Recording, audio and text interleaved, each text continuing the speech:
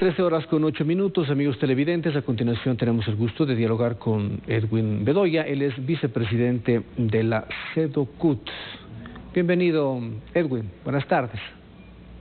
Buenas tardes, un saludo al pueblo ecuatoriano. Muchas gracias por la invitación. A usted por aceptarla. El presidente de la República anunció de que iba a enviar en 3 partes el proyecto que fue devuelto por la Asamblea Nacional, que es de Creando Oportunidades, y entre ellas, obviamente, reconoció la parte laboral que habrían errores y que esos errores va a escuchar al pueblo para volverlos a enviar. ¿Qué opinan ustedes con respecto a esta intención del presidente de la República?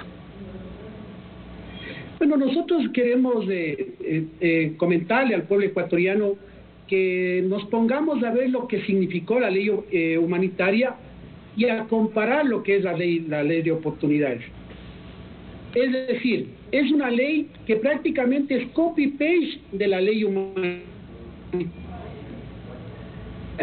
Una ley humanitaria que perjudicó y dejó en el desempleo a 1 millón de ecuatorianos.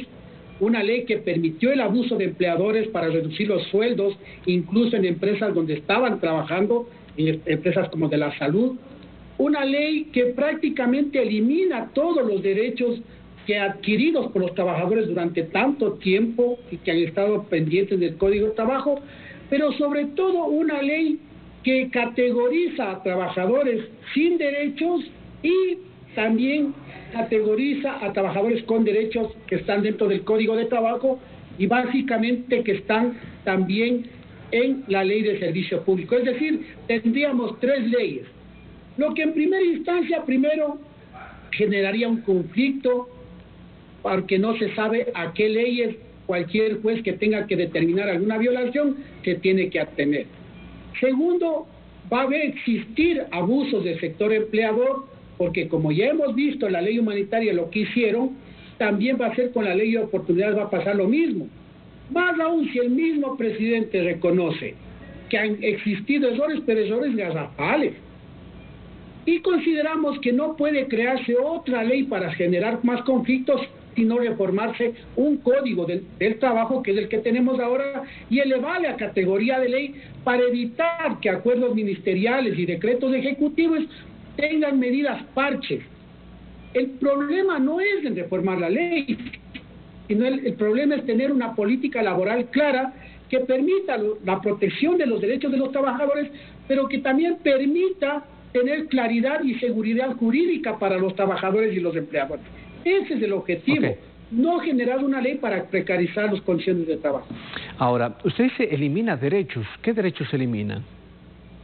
El derecho al pago, al cobro de las horas extras, el derecho a la estabilidad de los trabajadores, el derecho a tener la reducción, a la irrenunciabilidad de los derechos, porque les reduce el costo del salario, les reduce el costo de la indemnización y permite que el empleador unilateralmente despida a cualquier trabajador bajo ciertas circunstancias a criterio del empleador, sin permitirle ni siquiera el derecho a la defensa ante el inspector del trabajo.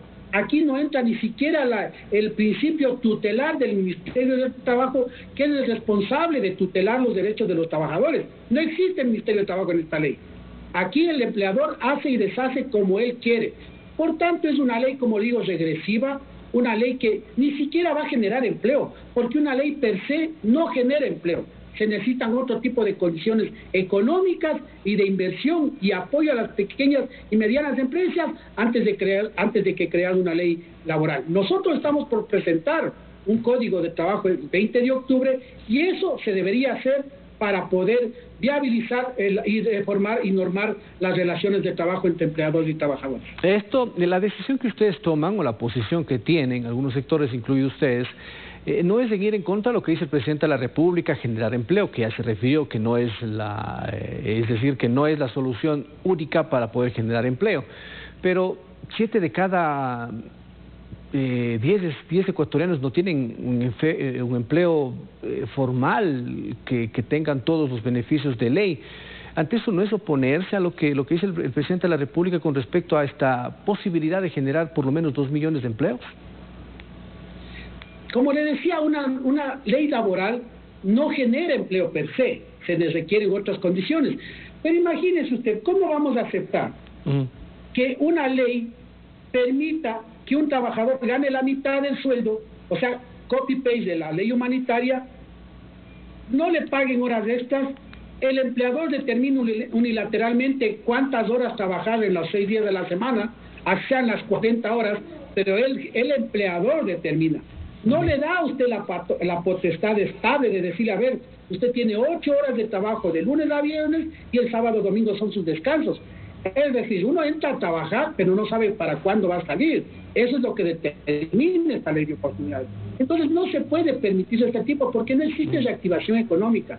Si usted le paga menos del salario básico a un trabajador, entonces ¿cómo puede generar ahorro?